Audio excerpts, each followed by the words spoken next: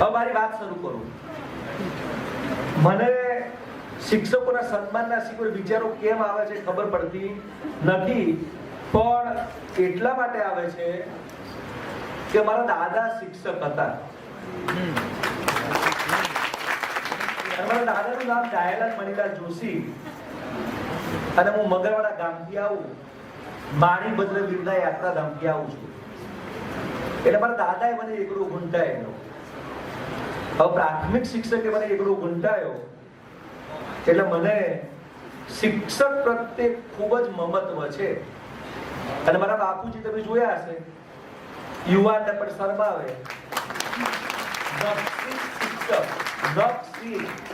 બીજું કશું જ ન પાવે, ભણાવવા સિવાય બીજી કોઈ વાત નહીં. એટલે મારા બાપુજી ગજેન્દ્રભાઈ જોશી સાહેબ અત્યારે 7માનું પાઠ્યપુસ્તક તમે લોકો જે ભણાવી રહ્યા છો એના પોતે ગુજરાતી વિષયના વિષય સલાહકાર છે.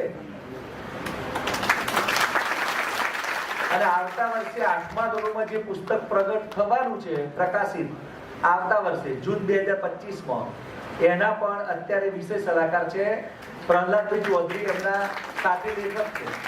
રૂપાલ વરદાયની માતાના મંદિરમાં એ પોતે ત્યાં ટીચરમાં છે.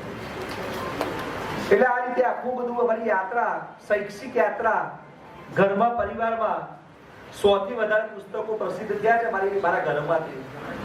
અને 2000 પહેલાની સાલમાં મારા ઘરમાં એ વખતે 10 લાખ રૂપિયાથી વધારેની કિંમતના પુસ્તકો એ વખતે હતા. 2000 પહેલા.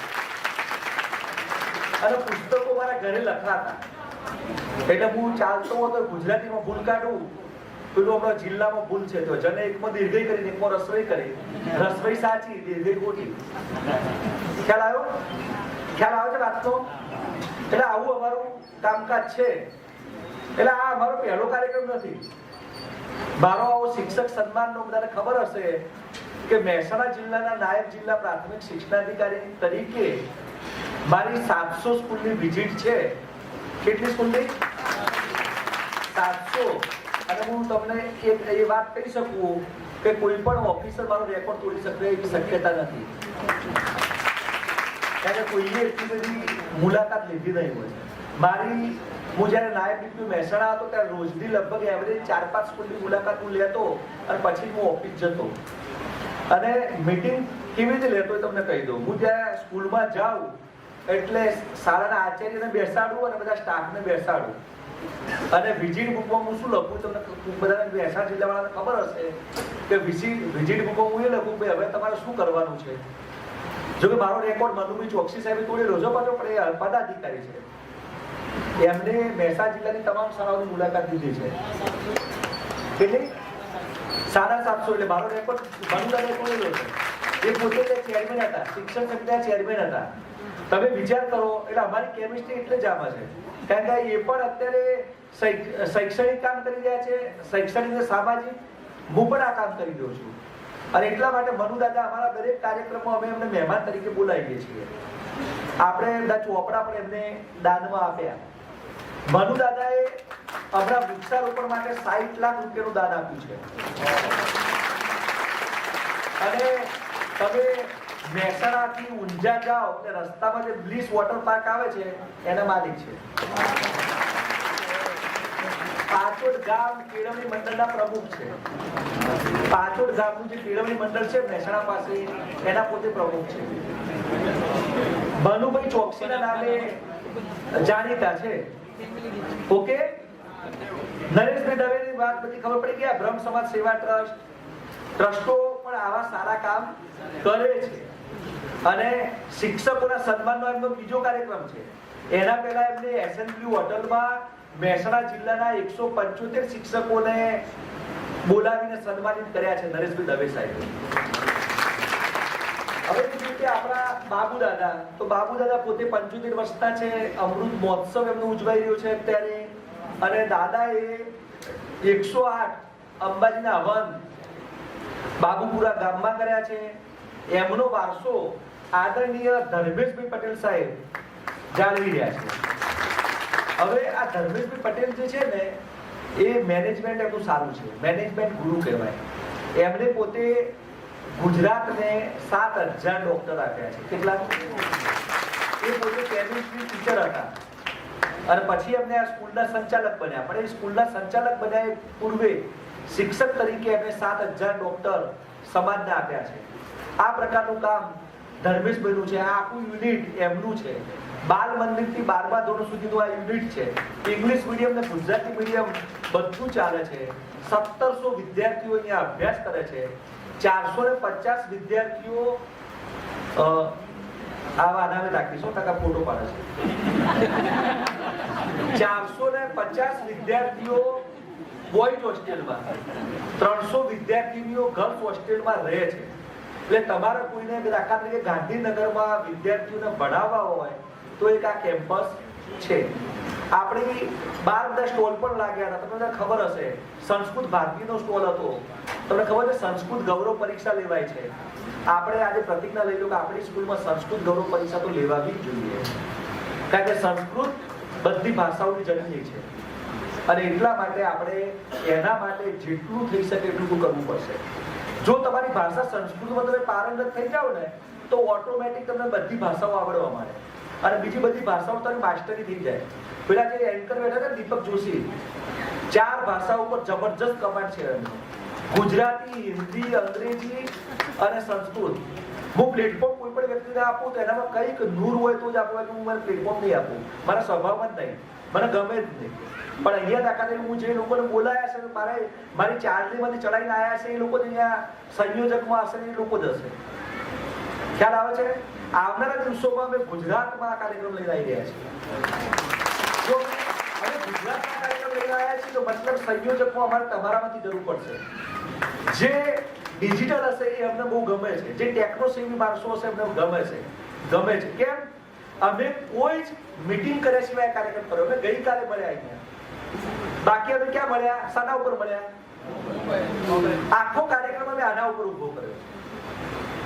તમારા 200 રૂપિયાનું કલેક્શન તમને અહીંયા ગયા પહેલા મળી જશે. તમે ઘરે પહોંચશો, કચ્છ વાળા મિત્રો પહેલા તમારા ખાતાની અંદર જે લોકો અહીંયા હાજર છે એ બધાને 200 રૂપિયાનો પરત આપી દઈશું. 200 રૂપિયા મારો વ્યવસ્થાનો ભાગ છે. અમારે તમારા 200 રૂપિયાની જરૂર નથી.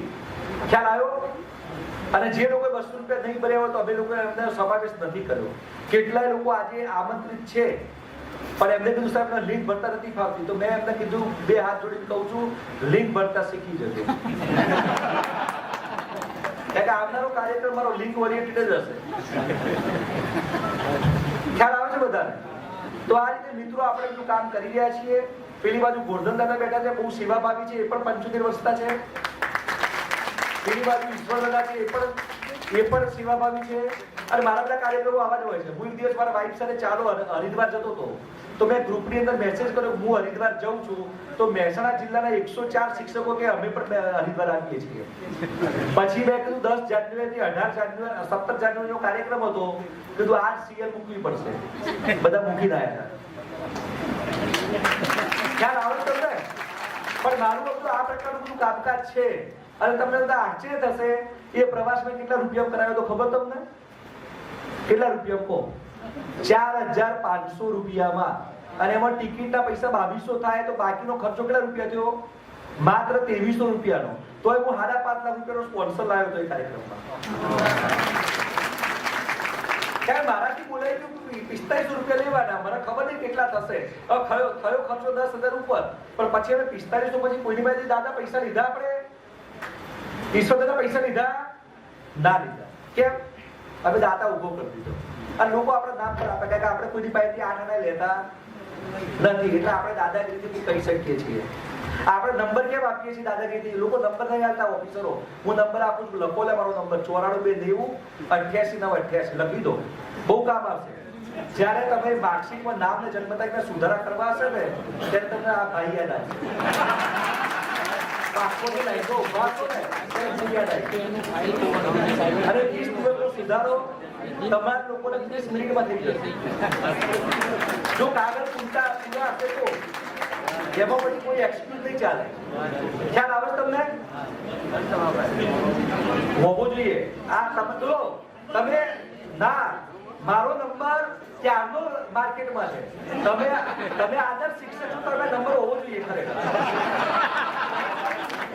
ભાઈ મારો નંબર છે, મેળવી લેજો. મારું કામ આવું બધું છે ભાઈ, મને ફાવે છે. દંડ ફળ રાતના મારા મહેસાણા જિલ્લાના શિક્ષકો મને રાતના 11 વાગે ફોન કરી કે ના કરી કે બધી બહેનો ઉભાથી બોલો, બધી બહેનો કરી કે ના કરી કે, અને એમની મૂંઝવણ હું મિનિટોમાં સોલ્વ કરી દઉં પૂરો ખાલી. સાચી વાત કે ખોટી વાત? હજી કોઈ સાચી વાત ખોટી વાત? આ બધું બધાને ઓળખું છું. એનું કારણ એ છે કારણ કે આપણે બધું જોરદાર કામ કરવું છે, સ્ટાન્ડર્ડ વર્ક કરવું છે. અત્યારે મારી પાસે 10માની જવાબદારી છે, તો અમે 10મામાં પણ જેટલું સ્ટાન્ડર્ડાઇઝ થાય એટલું કરવાનો પ્રયત્ન અમે કરી રહ્યા છીએ, જેટલું થાય એટલું. તમને જ ખબર નહીં હોય, હું અત્યારે મારા 10મા ધોરણનું કામ કરી રહ્યો. તમને બધા લાગતું છે કે પુલકીભાઈ આટલો દોડે છે કે આ 555 શિક્ષકોનું સન્માન કેમ કરે છે, તમને ખબર નહીં હોય. મેં આપણો ટાર્ગેટ સુધી 1 થી 12 ધોરણ લીધા. તમે મારું બધું કામ બુદ્ધિવાળું કામ છે. મને સરકાર જે પગાર આપે છે રોજનો 3000 રૂપિયા 4000 રૂપિયા, આ રવિવારનો દિવસ છે, હું તો રવિવાર બધા ભોગવતો જ નહીં. પણ તમને એક વાત કહી દઉં, હું મારું 10મા ધોરણનું કામ કરી રહ્યું છું. તમને એવું લાગતું છે કે આ પુલકીભાઈ અમારું સન્માન કરી રહ્યો, હું સન્માન નહીં કરી રહ્યો. તમારું સન્માન તો કરી જ રહ્યો છું, પણ મારો બી એમાં સ્વાર્થ છે. હું આ 555 સ્કૂલોને ટોપ પર લઈ જવા માંગુ તમારા થકી. તમને હું ફેસબુક પર અપલોડ કરવાનું કહું છું. સાંભળજો બરાબર વાત. તમને એમ કહું છું ફેસબુક પર અપલોડ કરો. કેમ અપલોડ કરો કહો? હું બી આમ બ્રાહ્મણનો દીકરો છું, પણ મારી બુદ્ધિ વાણિયા બુદ્ધિ છે. હું તમને એમ કહું છું મને ટેગ કરો. તમે લોકો નહીં કરતા મને, પણ હું વારંવાર આજના દિવસમાં 10મી વખત તમને કહું છું મને ટેગ કરો. તમે મને ટેગ કરશો એનો મતલબ શું થયો ખબર પડે તમને વાત નહીં? મારા 2 એકાઉન્ટ છે, 5 જણા. મને ઇન્સ્ટાગ્રામ પર બી તમે ફોલો કરજો, મારી યુટ્યુબ ચેનલને તમે ફોલો કરજો, પુલકિત જોશી ઓફિશિયલને. તમે 10,000 તમે મને ટેગ કરશો એટલે તમારો મેસેજ 10,000 લોકો સુધી જશે. 555 લોકો જો પોતાની તાકાત બતાવે તો વાત મલ્ટીપ્લાય થશે. મારો મેસેજ હજારો નહીં પણ લાખો લોકો સુધી પહોંચશે. ખ્યાલ આવે છે તમને? હું ઘણી વાર એમ કહેતો તમે પેલી પત્રિકા શેર કરો, એવું તમે પત્રિકા શેર કરો, 156 ધારાસભ્ય મોકલો, એક ધારાસભ્ય નહીં આવે ખબર હતી, પણ એને ખબર તો પડશે કે આવો કાર્યક્રમ થઈ રહ્યો છે. સજ્જનોએ જેટલું નુકસાન આ દેશને કર્યું છે ને એનાથી વધારે નુકસાન કોઈએ નહીં કર્યું. સજ્જનો ખૂબ નિષ્ક્રિય છે, અતિશય નિષ્ક્રિય. તમને તમારી પોતાનું સેલ્ફ રિસ્પેક્ટ નથી. આજની તારીખમાં હું તમને કહું છું ને તો એમાં મને રિઝલ્ટ નહીં મળવા, મને ખબર છે. કારણ કે આપણે એટલું બધું એ થઈ ગયું છે વાતાવરણ, હજી સુધી આપણા પર જે હોવી જોઈએ ભાવનાશીલતા એ છે જ નહીં, મરી પરવારી છે. કોઈ પણ દુર્ઘટના થાય છે તો આપણે ખાલી જસ્ટ જોઈ અને તરત જ એને પેલી એ કરી દઈએ છીએ. એટલું બધું આપણા ઉપર ચોકસી દાદા રોજ કંઈક ને કંઈક વાત મૂકે છે. બાંગ્લાદેશમાં હિંસા થઈને આ થયું એ થયું બધું, પણ જોવે છે કેટલા લોકો નહીં જોતા. એટલી બધી આપણી બરી કરવાય છે. અને શિક્ષક સમાજ જ આ બધું કરી શકશે, બીજા કોઈ તાકાત નથી. હું હવે તમને કહ્યું મારો સ્વાર્થ શું છે. 555 મને કેટલા લોકો એમ કહેતા 200 નો જ કાર્યક્રમ કરાય. મારો તો કલ્પના જ ઊંચી હોય છે. હું તો નીચું લક્ષ રાખતો જ નહીં. આ તો હું મારા સામે મારી ગતિમાં દોડી શકે એવા માણસો નથી, એટલે મારે 500 સ્ટોપ થઈ જવું પડ્યું. તમે વાત કહી દઉં મારી સાથે તાકાત છે. હું જે કહું છું મારી પાસે 2-4-500 જે છે બધા સારા સક્રિય માણસો છે. જો બધા 50-100 માણસો આવી જાય ને તો આપણે 2,000, 5,000, 10,000 નો કાર્યક્રમ કરી નાખીએ. ખ્યાલ આવે તમને વાતનો? એટલે હવે આપણે આવું બધું કરવાનું છે. હવે મારા જે સ્વાર્થની વાત કરું છું એનો સ્વાર્થ એવો છે કે 555 સ્કૂલો મતલબ શું? તમે વધારે નહીં કરો તો આજુબાજુની 10 શાળાઓમાં તો તમારો આ ફોટો જશે ને. તમે ખાલી વોટ્સઅપ પર છેલ્લે શેર કરશો તો 10 સ્કૂલોમાં તો જશે ને. તો એમાંથી પ્રેરણા મળશે કે નહીં મળે? એ પ્રેરણાના કારણે 5500 સ્કૂલ સુધી મેસેજ જશે. ગુજરાતમાં દાખલા તરીકે 55,000 શાળાઓ છે તો વધારથી તો 5,000 શાળાઓ સુધી આ મેસેજ પહોંચશે આજના કાર્યક્રમનો. તો એટલામાં થોડું ઘણું શિક્ષણ સુધરશે. તો આ વખતે અમે બોર્ડની અંદર ગયા વર્ષે 64% રિઝલ્ટ હતું, આ વર્ષે અમે 82.56% રિઝલ્ટ લાયા. 10મા ધોરણમાં મેં આ કામ કર્યું, 64% રિઝલ્ટ આવતું હતું 10માનું, પણ બાકીના લોકો ફિલ્ડમાંથી નીકળી જતા હતા, છોડી દેતા હતા. હવે તમે એક વસ્તુ સાંભળો કે 10મા ધોરણ સુધી સિસ્ટમમાંથી લોકો ડ્રોપ આઉટ થઈ જાય એના કરતાં બેટર વે એ છે કે 82.56% રિઝલ્ટ લાવી અને છોકરાને આઈટીઆઈ મોકલી દો, ડિપ્લોમામાં મોકલી દો. એટલે આપણે 82.56% રિઝલ્ટ લાવ્યા. હવે ટાર્ગેટ જો શું છે, તમારા લોકોના દ્વારા એક આખું વાતાવરણ બને તો આવનારા દિવસોમાં 10મા ધોરણના જે વિદ્યાર્થીઓ આવશે તો 90% રિઝલ્ટ આવશે, 92% રિઝલ્ટ આવશે. કેરળ 92% રિઝલ્ટ આવે તો ગુજરાત કેમ પાછળ રહે? ગુજરાત બધામાં આગળ. હમણાં જ આપણે અજીતભાઈ પેલા ગ્રુપમાં મેસેજ મોકલ્યો કે આ શિક્ષણ બીજી બધી બાબતોમાં પહેલા નંબરનું ગુજરાત, શિક્ષણમાં 18મા ક્રમે ધકેલાયું. તો એ લબડા કોને છે? આપણે બધાને છે. અને આપણે બધા શિક્ષણ જગતમાં છીએ એટલે આપણે બધા સાથે મળી અને થોડુંક આપણે લિફ્ટ થઈએ એવો પ્રયત્ન કરીએ અને એમાં તમારા સૌનો સહકાર મળશે. અમારા કોઈ પણ આગામી કાર્યક્રમો હોય તો એની અંદર તમે બધા સહકાર આપજો. અમારા AAA ગ્રુપમાંથી તમે લોકો નીકળી મત જજો. AAA ગ્રુપે પણ આપણે આજીવન રાખવાનું છે, કારણ કે તમારા દ્વારા જ આપણે આગળ વધવાનું છે. એટલે હવે આપણે જે પાર્ટી પર જે કાર્યક્રમ કરવાના છો એમાં તમે અમારા ટીમ તરીકે કામ કરજો. હવે વક્તાઓ વધારે છે. આદરણીય નરેશભાઈ દવેને પણ બ્રહ્મ સમાજ સેવા ટ્રસ્ટ વિશે થોડી વાતો કરવાની છે. 3 વાગે પેલા રસોઈયાનું સન્માન એટલા માટે કર્યું કે 3 વાગે તમને ચા આપી દઈએ. આમ તો 5 વાગે આલવાઈ હતી, પણ 3 વાગે ચા આપીએ અને નાસ્તો જતા આપીએ એટલા માટે. બરાબર છે? ધન્યવાદ. Thank you very much.